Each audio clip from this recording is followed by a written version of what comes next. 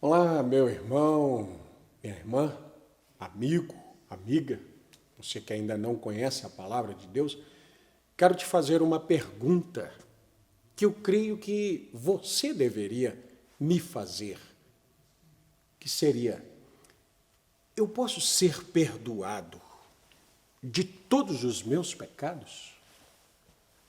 Mesmo sendo muitos, o meu passado, eu consigo viver livre dele, há alguma maneira? Eu quero te responder essa pergunta dentro desse vídeo das chaves do Evangelho.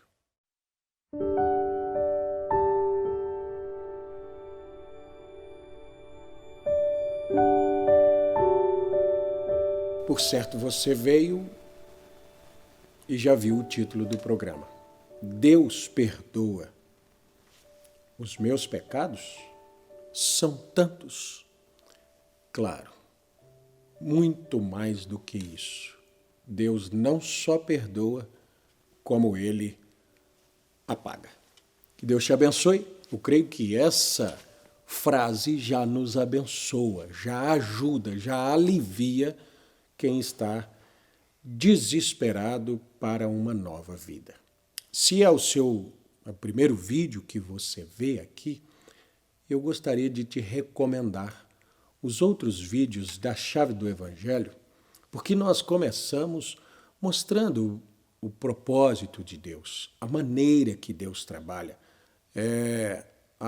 Essas chaves, como datas, pessoas, escrituras que precisam cumprir, para que o plano de Deus desenvolva nas nossas vidas. E o último vídeo que nós fizemos, eu falei sobre Deus nos ter enviado o profeta Elias e as características do ministério de um homem hoje, William Marion Branham, que o identificaram como sendo o profeta Elias das Escrituras. Malaquias capítulo 4, versículos 5 e 6, São Mateus capítulo 17, versículo 11, e isso então são chaves que vão abrindo o restante das Escrituras para nós, porque também esse ministério está prometido ali em Apocalipse capítulo 10, versículo 7, como que nos dias da voz desse último mensageiro, porque estamos vivendo os dias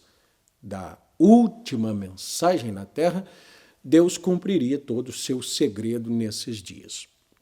Então veja, uma das coisas que nós precisamos compreender é que dentro da vida cristã existem três etapas da graça. A graça de Deus manifestada nas nossas vidas através de três etapas. A primeira dela é a justificação. E é por isso que eu comecei com essa frase. Nós deixamos a pergunta aí no título do vídeo: Deus perdoa os meus pecados, mesmo esse tanto de pecado que tem na minha vida? Claro que sim. Eu quero então, quem sabe nesse vídeo, mais algum, falar dessas três etapas da graça. A primeira dela como a justificação. Em Romanos, capítulo 6, é onde nós encontramos essa expressão. Nós lemos assim: porque aquele que está morto está justificado do pecado.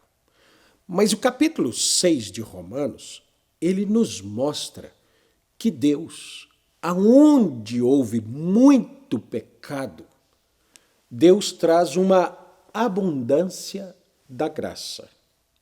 Então São Paulo começa o capítulo perguntando assim: o que diremos, pois? Permaneceremos no pecado para que a graça abunde? De modo nenhum. Nós que estamos mortos para o pecado, como viveremos ainda nele? Então a primeira coisa que é necessário na nossa vida, na sua vida, que veio pelo título: será que eu posso encontrar perdão do meu pecado? Pode, desde que você morra para ele. E como é que nós morremos? Nós temos que aceitar uma outra vida no nosso lugar. Ou não sabeis que todos quantos fomos batizados em Jesus Cristo, fomos batizados na sua morte? O que é o batismo? O batismo é a representação de um sepultamento. Você morre para o pecado, aceita Jesus Cristo, então você morre junto com Jesus Cristo. Quando você é batizado, por isso o batismo não pode ser só umas gotinhas d'água na sua cabeça. O batismo é uma imersão. Você é sepultado debaixo das águas, de sorte que fomos sepultados com ele pelo batismo na morte, para que, como Cristo ressuscitou dos mortos pela glória do Pai, assim andemos nós também em novidade de vida. Porque se fomos plantados juntamente com ele na semelhança da sua morte, também seremos ressuscitados na semelhança da sua ressurreição. Sabendo isso, que o nosso velho homem foi com ele crucificado, para que o corpo do pecado seja desfeito, a fim de que não sirvamos mais ao pecado, porque aquele que está morto está justificado do pecado. Agora eu quero trazer outra escritura aqui em Miqueias, no capítulo 7 de Miqueias, verso 18 e 19, diz assim: diz: quem, ó Deus, é semelhante a ti, que perdoas a iniquidade e te esqueces da transgressão do restante da tua herança. O Senhor não retém sua ira para sempre, porque tem prazer na misericórdia. Tornará a ter compaixão de nós, pisará aos pés as nossas iniquidades e lançará todos os nossos pecados nas profundezas do mar. Olha que coisa tremenda. Que profundeza de mar é essa? Seria um lugar aonde Deus pudesse lançar o pecado e esquecer daquilo. Deus sabe de todas as coisas, Deus não esquece de nada. Mas como é a palavra dele próprio, ele está prometendo um esquecimento, por isso nós estamos associando a aquele que está morto está justificado. Quando nós somos sepultados na morte de Jesus, o sangue do Senhor Jesus Cristo torna-se esse mar de esquecimento. Porque lá nas cartas de João, João nos mostra que o sangue de Jesus Cristo nos limpa e purifica de todo pecado. Agora veja mais uma escritura aqui, Isaías capítulo 43, versículo 2. O próprio Deus dizendo: eu mesmo, sou o que apaga as tuas transgressões e, por amor de mim, dos teus pecados, não me lembro mais. Então veja bem, essa justificação é a capacidade que Deus tem de esquecer os nossos pecados. Como é que Deus esquece? Esquece, por exemplo, assim: eu esqueci onde é que eu pus o meu celular e vou achá-lo outra vez? Não.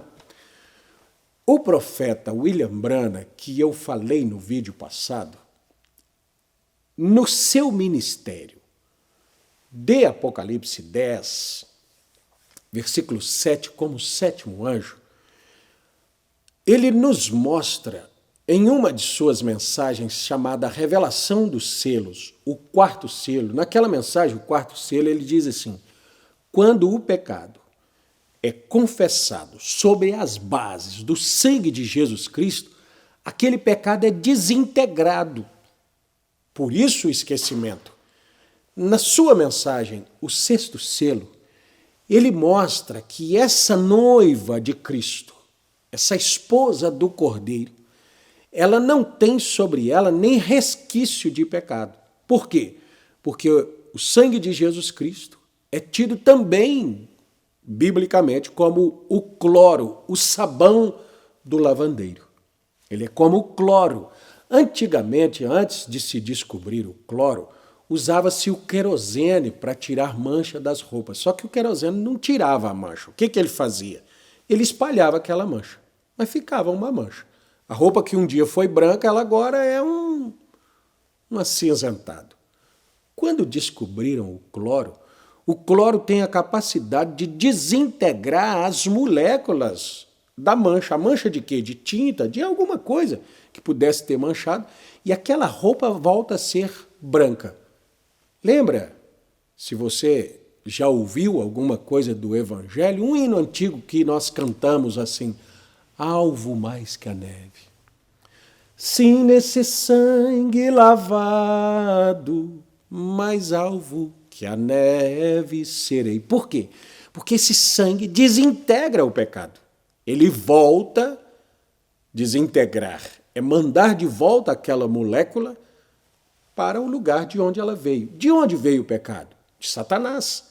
Então o sangue de Jesus Cristo devolve todo o pecado a Satanás, fazendo com que esse pecador seja visto pelos olhos de Deus alvo mais que a neve.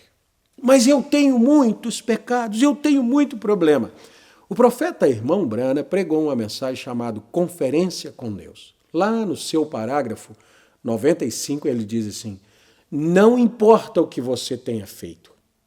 Você pode ter mentido, você pode ter roubado, você pode ter adulterado, você pode ter vivido o pior tipo de vida que você tenha vivido. Ainda assim, você tem o direito de se assentar e ter uma conferência com Deus. Por que eu tenho esse direito? Porque a morte de Jesus Cristo não foi em vão. Porque Isaías, capítulo 53, diz que ele morreu pelas nossas transgressões. Ele foi moído pelos nossos pecados. Agora, ele não daria o direito aos seus filhos de usar aquilo que ele comprou com tão grande preço, que foi sua própria morte, o seu próprio sangue.